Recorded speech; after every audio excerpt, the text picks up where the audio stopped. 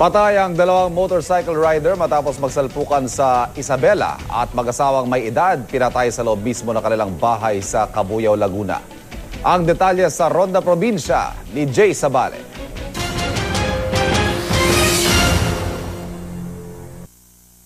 Duguan at nakasalampak sa banyo ang mag-asawang Cristelo at Leticia Sotoya nang matagpuan sa Cabuyao, Laguna. Kapwa may sugat sa ulo ang may edad na mag-asawa.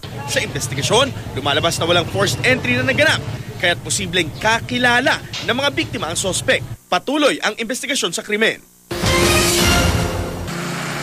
Dead on the spot naman ang dalawang motorcycle rider matapos magsalpukan sa Ilagan City, Isabela. Parehong tumilapon sa sementadong daan ng mga rider. Nagkalat pa ang mga piraso ng motorsiklo sa pinangyarihan ng aksidente dahil sa lakas ng impact. Isa ang patay habang 3 ang sugatan sa pagguho ng minahan sa Cebu. Sa gitna ng paghuhukay, isang malakas na ingay ang narinig ng mga nakaligtas sa loob ng minahan. Natabunan ng lupa ang isang lalaki. 2 linggo pa lang daw itong nagtatrabaho sa mining company. Wala pang pahayag ang kumpanya tungkol dito. Para sa unang balita, Jay Sabale reporting.